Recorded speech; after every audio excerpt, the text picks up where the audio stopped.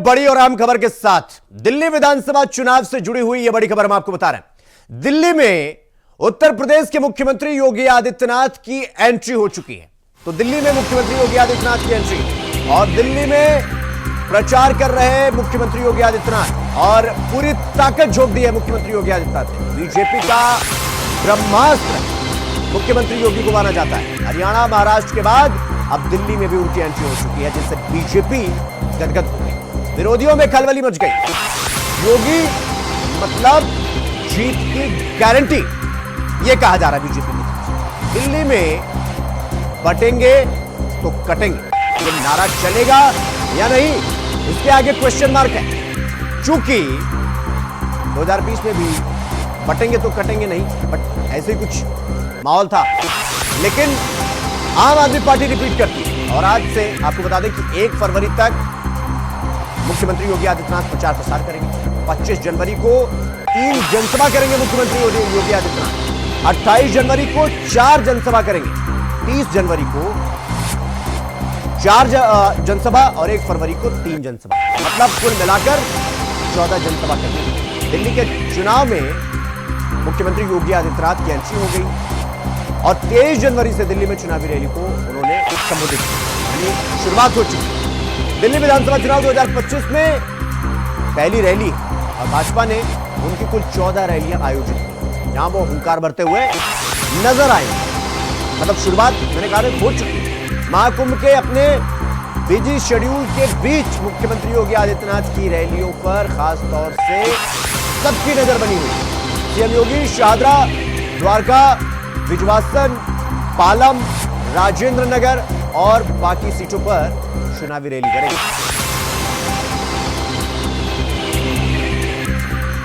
तो ये बड़ी खबर हम आपको बता रहे हैं। दिल्ली विधानसभा के चुनाव में फायर ब्रांड नेता बीजेपी की हार्डकोर हिंदुत्व वाली राजनीति में माहिर मुख्यमंत्री योगी आदित्यनाथ की एंट्री अब दिल्ली के सियासी अखाड़े में हो गई और बीजेपी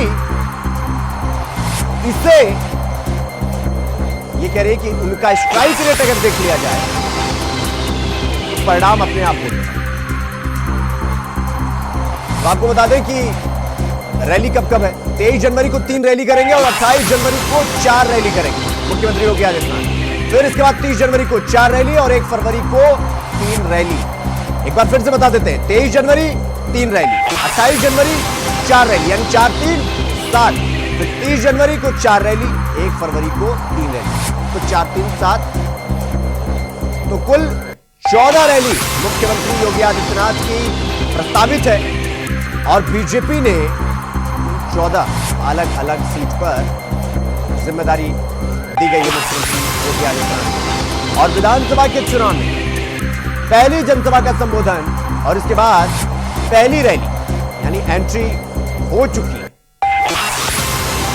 कहा तो यह भी जा रहा है कि मुख्यमंत्री योगी आदित्यनाथ का सॉफ्ट हिंदुत्व पर हार्ड और जो उनका बैटिंग करते हैं अब उनकी मनपसंद पिच मिल गई है। और इसके बाद हमने हाल ही में उपचुनाव में उत्तर प्रदेश में देखा, इसके बाद फिर हमने हरियाणा में देखा, महाराष्ट्र में देखा। तो इस खबर पर हमारे साथ हमारे सहयोगी आसिफ हमारे साथ जुड़ गए हैं।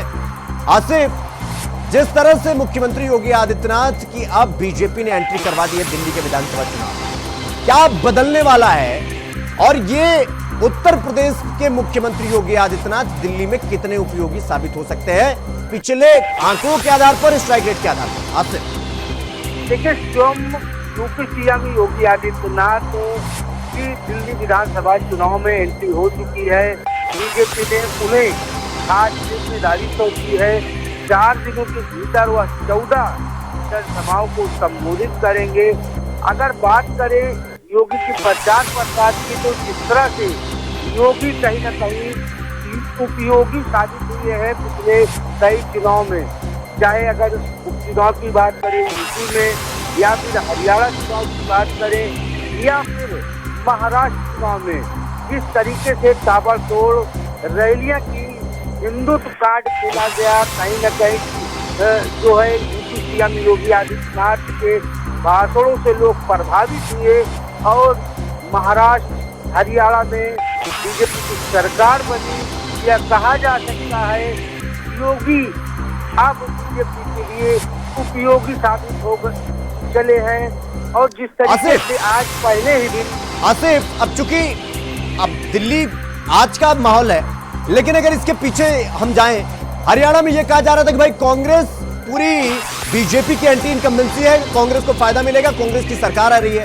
इसके बाद मुख्यमंत्री वहां पर पहुंचते हैं और फिर बटेंगे तो कटेंगे, ये 3 शब्द निजात होते हैं और इसके बाद परिणाम पूरा बदल जाता है। फिर मुख्यमंत्री योगी आदित्यनाथ महाराष्ट्र पहुंचते हैं और same pattern, same modus operandi, और फिर महाराष्ट्र में भी बंपर जीत। तो क्या ये दिल्ली में भी ये पैटर्न लागू होता हुआ दिखाई देगा, या दिल्ली में आने के बाद ये सारी चीजें बदल जाती हैं, माहौल बदल जाता है बनस्बत बाकी राज्यों की तुलना में?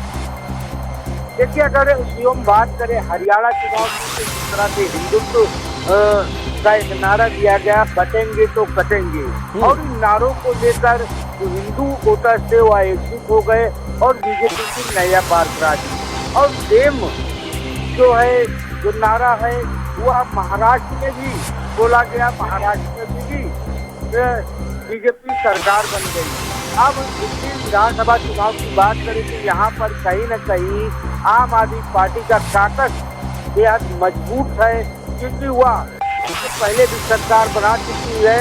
और जिस तरीके से आम आदमी पार्टी और बीजेपी के बीच कांटे की टक्कर मानी जा रही है, इन सब के बीच कहीं न कहीं कांग्रेस आम आदमी पार्टी को नुकसान पहुंचा सकती है। ऐसे में यह समीकरण कहीं न कहीं बीजेपी के लिए फायदेमंद भी साबित हो सकता है। आज इस तरह से यूपी सीएम योगी आदित्यनाथ ने पहली ही जनसभा में यूपी आम आदमी पार्टी के पूर्व मुख्यमंत्री अरविंद केजरीवाल को निशाने पर लिया और कुंभ को लेकर जिस तरह से यूपी सीएम योगी आदित्यनाथ ने ताबड़तोड़ हमले बोले, उनकी जो जनसभा हुई उसमें लोग मंत्रमुग्ध होकर सुनते देखे गए। यूपी सीएम योगी आदित्यनाथ ने साफ तौर पर कहा कि कुंभ में करीब 12 करोड़ श्रद्धालुओं ने स्नान किया और यहाँ की यमुना की है, इसे गंदा नाला बनाकर अरविंद केजरीवाल और आम आदमी पार्टी ने रख दिया है। यहाँ पर पूरा कचरा देखने को मिलता है।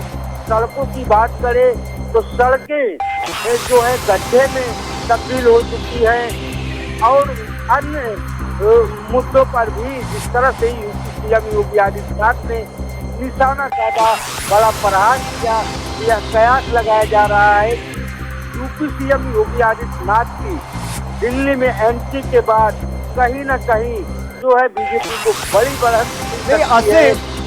आसिफ, जिस तरह से ये कहा गया कि भाई मुख्यमंत्री योगी आदित्यनाथ की 14 रैली है, तो विपक्ष ने कहा कि भाई कोई दिक्कत नहीं है, वो चले आए, वो ध्रुवीकरण करते हैं, वो आएंगे, विवादित बयान देंगे और इसीलिए उन्हें जाना जाता है कि वो निगेटिव राजनीति करते हैं, ऐसा ये कहा गया। लेकिन हमने ये भी देखा कि मतलब मौलवियों की 18 महीने की उनको जो सैलरी मिलनी थी वो तो मिली नहीं, बट आम आदमी पार्टी पुजारियों के लिए, ग्रंथियों के लिए 18 हजार रुपए देने का ऐलान करती है। यानी कि उस हिंदुत्व वाले कार्ड पर, सॉफ्ट हिंदुत्व पर सभी राजनीतिक पार्टियां अपने अपने मतलब उस मोड में जा रही हैं। लेकिन अब चूंकि मुख्यमंत्री योगी आदित्यनाथ की एंट्री हो रही है, जो फिलहाल तो ऐसा कहा जाता है कि भस्म रगड़ के वो बैठे रहते हैं कि चलिए आइए, अगर आप सॉफ्ट हिंदुत्व पे आए या हार्ड हिंदुत्व पे आ जाइए, तो आप दो हाथ करके देख लीजिए। तो क्या आम आदमी पार्टी के लिए और कांग्रेस के लिए ये 14 रैली कहीं ना कहीं वो तुर्क के इक्का साबित हो सकती है भारतीय जनता पार्टी के लिए कि आम आदमी पार्टी भी 2 कदम पीछे चली जाए और कांग्रेस भी 2 कदम पीछे चली जाए? देखिए, हम अगर बात योगी आदित्यनाथ की करें तो योगी आदित्यनाथ हवाओं का रुख बदल देते हैं। जिस तरह से हरियाणा में कयास लगाया जा रहा था कि कांग्रेस की सरकार बनी और सीएम योगी आदित्यनाथ ने यहाँ पर एक नारा दिया, बटेंगे तो कटेंगे, और इस नारे का असर देखने को मिला और हरियाणा में बीजेपी की सरकार बन गई। यही हाल महाराष्ट्र का रहा। विपक्षी दल लगातार सीएम योगी आदित्यनाथ पर तंज करते रहे, तमाम तरह के आरोप लगाते रहे, लेकिन यहाँ भी बीजेपी की सरकार बनी। दिल्ली विधानसभा चुनाव की बात करें तो दिल्ली विधानसभा चुनाव में भी कहीं न कहीं योगी का जादू चलेगा, ऐसा लोगों का कहना है। क्योंकि यूपी सीएम योगी आदित्यनाथ ने पहले ही इस तरह से यमुना जी की सफाई को लेकर बड़ा प्रहार किया। क्योंकि जिस तरीके से यह देश कहीं न कहीं आस्था का देश माना जाता है और जिस तरीके से यमुना जी का हाल बेहाल है। ठीक है आसिफ, बहुत बहुत धन्यवाद आपका हमसे जुड़ने के लिए, तमाम जानकारी हमारे साथ साझा करने के लिए। तो 14 रैली होनी है, 30 जनवरी को 4, 1 फरवरी को 3, मतलब 4, 3, 7 और 23 जनवरी को 3 और 28 जनवरी को 4, तो 7, 14 रैली। तो रुक करेंगे अगली और बड़ी खबर की ओर। उत्तराखंड निकाय चुनाव से जुड़ी हुई यह बड़ी खबर हम आपको बता रहे हैं। निकाय चुनाव के लिए मतदान खत्म हो चुका है। उत्तराखंड के 100 नगर निकायों में वोटिंग हो रही थी, जो कि अब खत्म हो चुका है। 5405 प्रत्याशियों की किस्मत मतपेटियों में कैद हो चुका है। 25 जनवरी को मतगणना होगी, यानी 48 घंटे का समय, 48 मतलब 24 कह लीजिए, क्योंकि 25वें घंटा से तो फिर काउंटडाउन शुरू हो जाएगा 25 का, और फिर मतगणना होगी और करीब 30,29,000 मतदाता इस निकाय चुनाव में उन्होंने वोट किया। तो आप देखना होगा कि बीजेपी की हैट्रिक लगती है क्या मामला पलटे, यानी पासा पलटे। देखना होगा कि ट्रिपल इंजन की सरकार बनती है, यानी मुख्यमंत्री पुष्कर सिंह धामी का जलवा बरकरार रहता है, या फिर कुछ उलटफेर देखने को मिलेगा। ये इन सारे सवालों के जवाब 25 को मिलेंगे। लेकिन फिलहाल अपडेट हम आपको बता दें कि 5405 प्रत्याशियों की किस्मत मतपेटी में कैद हो चुकी है। 25 जनवरी को मतगणना होगी और 30,29,000 मतदाताओं ने वोटिंग। तो इस खबर पर हमारे साथ हमारे सहयोगी अभय केंतुरा हमारे साथ जुड़ गए हैं। अभय, अब चूंकि निकाय चुनाव की वोटिंग प्रक्रिया खत्म हो चुकी है, वोटिंग पड़ चुकी है, क्या कुछ जानकारी वोटिंग को लेकर पूरे दिन की क्या हलचल देखने को मिली आपको? देखिए, पूरे उत्तराखंड में आज निकाय चुनाव को लेकर जो माहौल था बड़ा उत्साहजनक देखने को यहाँ पर मिला था। लेकिन कुछ जगह पर मायूसी सिर्फ इस बात की थी कि कई मतदाताओं के वोटर लिस्ट से नाम गायब हो चुके थे। ये समझा जा सकता है कि जो बीएलओज है या फिर निर्वाचन आयोग के जो अधिकारी हैं, उनकी कुछ लापरवाहियों के चलते मतदाताओं को निराश भी यहाँ पर होना पड़ा था। बैलेट पेपर से निकाय चुनाव हो रहे थे, सभी 100 निकायों में आज मतदान था, जिसमें 11 नगर निगम, 43 आपकी नगर पालिकाएं और 46 आपके नगर पंचायतें थी, जहां पर अध्यक्ष और पार्षद पद और जो सभासद हैं उनके लिए यहाँ पर निकाय चुनाव में बैलेट पेपर से मतदान हुआ। मतदान की प्रक्रिया अंतिम चरण में कह सकते हैं कि जो समय था सुबह 8 बजे से लेकर 5 बजे तक का, वो समय पूर्ण हो चुका है। 5 बजे तक जो लोग मतदान केंद्र के भीतर पहुंचे हैं, उनको लाइनों में लगाकर उनसे मतदान दिलवाने का काम इस समय निर्वाचन आयोग के लोग यहाँ पर कर रहे हैं। मेरे पीछे आप तस्वीर देख सकते हैं, ये राजधानी देहरादून के उस पोलिंग बूथ की है जहाँ पर मतदान के बाद, यानी मतदान का जो समय था 5 बजे के बाद की जो लाइन है वो यहाँ पर अभी लगी हुई है। यानी जो लोग लाइनों में यहाँ पर लगे हुए हैं वो अपने मत का प्रयोग यहाँ पर करेंगे, चाहे समय 6 बज जाए, 7 बज जाए या 8 बज जाए, तब तक ये उनकी जब तक ये लाइनें समाप्त नहीं होती मतदान की प्रक्रिया जारी रहेगी। उसके बाद ये कह सकते हैं कि यही जो मतदान है जिसमें बैलेट पेपर से मतदान हुआ, वो यहाँ से जमा होने के लिए जो स्ट्रॉन्ग रूम यहाँ पर बनाए गए, बैलेट पेपर के जो स्ट्रॉन्ग रूम बनाए गए वहाँ पर जाएंगे। 25 जनवरी को मतगणना यहाँ पर इस निकाय चुनाव के लिए होगी और उस दिन भी यही उम्मीद लगा सकते हैं कि जो उत्साह आज यहाँ पर देखने को मिल रहा था मतदान के दिन, वही उत्साह उस दिन मतगणना के दिन भी देखने को मिलेगा। क्योंकि राज्य के भीतर ये कह सकते हैं कि 5405 जो प्रत्याशी इस समय निकाय चुनाव में अपनी किस्मत आजमा रहे, चाहे वो मेयर पद का हो, अध्यक्ष पद के हो या फिर सभासद पद के हो या सदस्य पद के हो, उनकी किस्मत का फैसला यही मतदाता आज बैलेट पेपर के माध्यम से मत पेटियों में बंद करने जा रहे हैं। आज ये कह सकते हैं कि सुबह से ही इस तरीके की लाइन हर पोलिंग बूथ पर देखने को मिली थी और ये समझा जा सकता है कि जब बैलेट पेपर से चुनाव होते हैं तो इसी प्रकार से प्रक्रिया थोड़ी धीमी चलती है, चुनाव मतदान की प्रक्रिया थोड़ी धीमी चलती है और इस तरीके की लाइनें देखने को मिलती है। लेकिन अभी भी स्थितियाँ कह सकते हैं कि जो उत्साह है मतदाताओं में वो यहाँ पर चरम पर है और लगातार कोशिश यही की जाती है कि जो मतदान का जो प्रतिशत है वो बढ़ाया जा सके।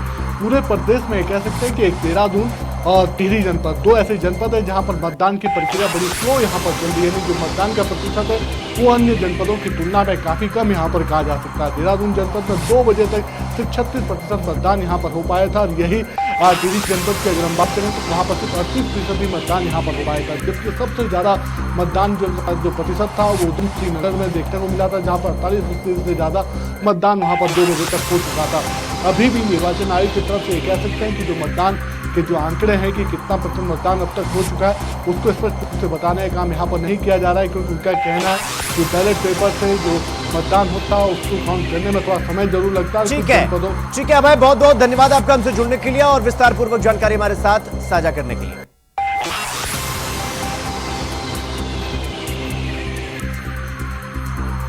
तो यहां पर क्योंकि एक छोटे से ब्रेक के लिए खबरों का सिलसिला जारी है, फौरन लौट रहा है।